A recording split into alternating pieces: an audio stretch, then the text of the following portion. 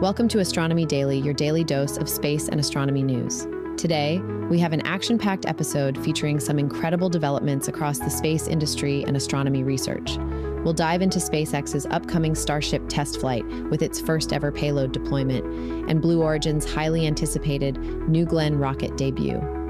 We'll also explore fascinating new research about Mars's mysterious dust storms, unravel the perplexing moon illusion that's puzzled scientists for centuries, examine groundbreaking discoveries about fast radio bursts, and look at how our galaxy recycles its elements through cosmic conveyor belts.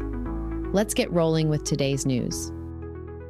SpaceX is gearing up for an exciting milestone with their 7th Starship test flight, marking the first time the massive rocket will attempt to deploy a payload in space. The mission will carry 10 Starlink satellite simulators designed to match the size and weight of their next-generation V3 satellites. These dummy satellites will follow the same suborbital trajectory as Starship, with their journey ending in a planned splashdown in the Indian Ocean. This test is crucial for SpaceX's future plans, as they're developing Starship to carry their advanced V3 Starlink satellites, which promise to deliver impressive gigabit internet speeds to subscribers. The upcoming test flight will showcase a significantly upgraded version of Starship. The new generation vehicle features important improvements to boost reliability and performance, including a redesigned propulsion system and a 25% increase in propellant volume, enabling the rocket to undertake longer missions. One of the most challenging aspects of this mission will be the attempted recovery of Starship's reusable booster using a landing pad. This maneuver, which had to be canceled during the previous test flight in November, could result in sonic booms around the landing zone as the booster decelerates from supersonic speeds. If automated health checks indicate any concerns with the super heavy booster or tower, the backup plan involves a controlled splashdown in the Gulf of Mexico. The test flight is currently scheduled for January 10th, though weather conditions could affect the launch date.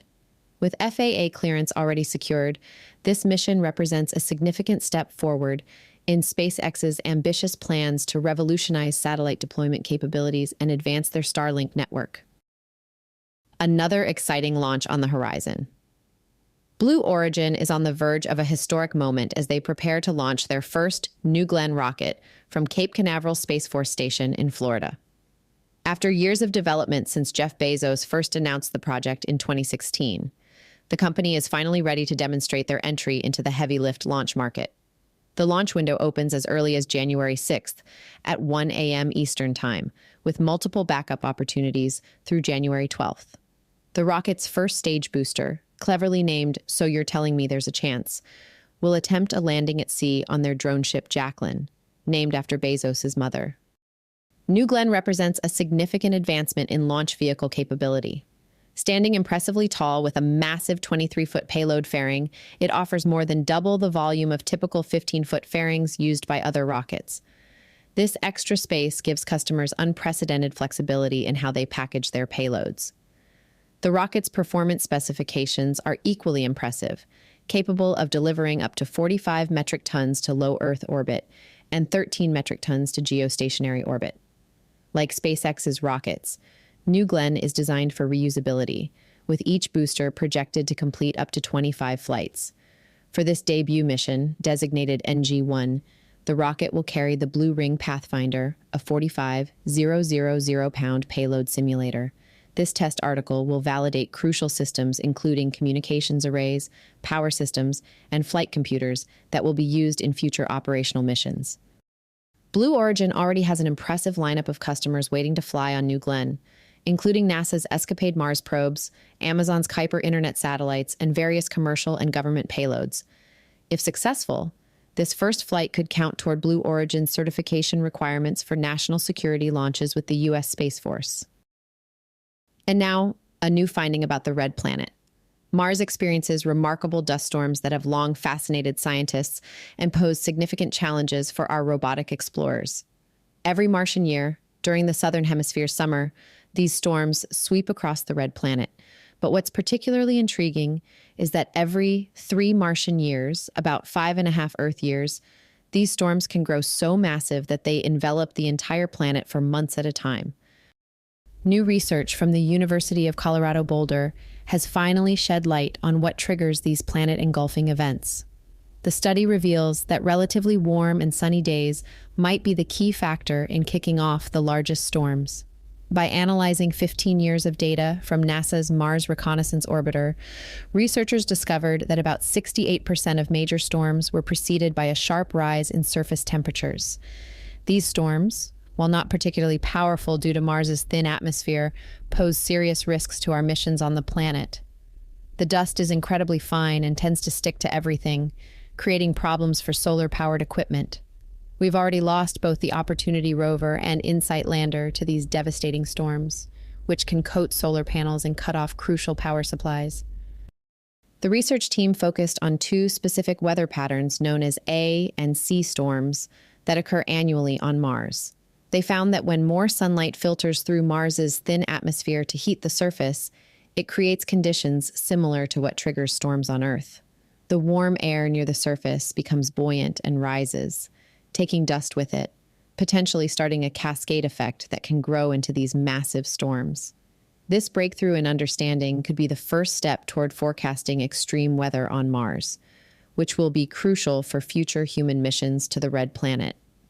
While dust storms might not have enough force to knock over equipment, the combination of electrically charged dust particles and their ability to infiltrate equipment makes them a serious consideration for any Mars mission planning. I love it when we solve a mystery. Or have we in this case? Have you ever noticed how the moon seems impossibly large when it's hanging low on the horizon? This captivating sight has been drawing gasps of amazement from observers for millennia, yet remarkably, it's all just an illusion. Despite appearing massive when it rises or sets, the moon maintains the exact same size, whether it's peeking over the horizon or floating high in the night sky. You can actually prove this yourself with a simple test. Next time you see that giant moon near the horizon, hold up your index finger at arm's length. You'll find your fingernail appears to be about the same size as the moon. Try this again when the moon is high overhead, and you'll get the exact same result.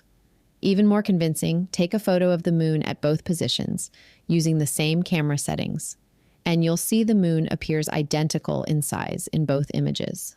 What makes this phenomenon particularly fascinating is that despite thousands of years of human observation and our modern scientific understanding, we still don't have a definitive explanation for why our brains create this illusion. The leading theories suggest it's related to how our minds process visual information about size and distance, especially when we have reference points like trees or buildings near the horizon. Interestingly, while the size change is an illusion, there is one genuine difference in the moon's appearance near the horizon: its color. The moon often appears more yellow or orange when it's low in the sky because its light has to travel through more of Earth's atmosphere to reach our eyes. This longer journey scatters away more of the blue light, leaving us with those warmer, more golden tones. Even NASA astronauts report seeing this illusion from space, where there are no foreground objects to provide perspective, adding another layer of mystery to this phenomenon. Until we fully understand the complex way our brains process these visual cues, we can at least enjoy this spectacular sight that continues to captivate viewers and create some of the most memorable scenes in our night sky. While on the subject of mysteries, fast radio bursts, or FRBs as they're known in the astronomical community, have been one of space's most intriguing mysteries. These incredible flashes of radio light can outshine entire galaxies, yet they're gone in the blink of an eye, often lasting just a fraction of a second. For years, astronomers could only catch them by chance, leaving us wondering about their true nature. But now, thanks to some clever detective work and advanced telescopes like CHIME, we're finally starting to understand these cosmic enigmas. A recent breakthrough study has provided some of the strongest evidence yet about their origins. And it all comes down to a fascinating method called scintillation, essentially the astronomical equivalent of how stars twinkle in our night sky. The team focused on a particular burst called FRB 202-21022A, which came from a galaxy 200 million light-years away. As the radio waves from this burst traveled through space toward Earth, they interacted with various gases and materials, causing them to flicker in brightness. By carefully analyzing these flickering patterns, scientists were able to pinpoint exactly where the burst came from. within 10,000 kilometers of a highly magnetic pulsar. This is a huge deal because it confirms what many astronomers have suspected. These powerful bursts are generated by magnetars, which are essentially supermagnetic neutron stars. But it goes even further than that. The precise measurements show that these bursts must be occurring within the magnetar's magnetosphere, giving us crucial insight into how these exotic objects can generate such incredibly powerful bursts of radio energy. This discovery isn't just solving a cosmic mystery, it's opening up new ways to study these extreme objects. By understanding how these magnetic fields can generate such intense radio light so quickly, we're learning more about some of the most extreme physics in our universe. It's another reminder that even in the vast emptiness of space, we're constantly discovering new and fascinating phenomena that challenge our understanding of the cosmos. In a groundbreaking study, scientists have uncovered fascinating details about how our galaxy manages its resources through what can only be described as a cosmic recycling system. This process involves massive currents that act like giant conveyor belts, pushing material out into space and then drawing it back in, playing a crucial role in the formation of everything from planets to new stars. Life as we know it depends on carbon, but this essential element, along with oxygen, iron, and nearly every other element except hydrogen and helium, only exists because it was created inside stars. When these stars die, they scatter these elements across space in spectacular explosions. But rather than simply drifting aimlessly, these star-forged elements embark on an incredible journey.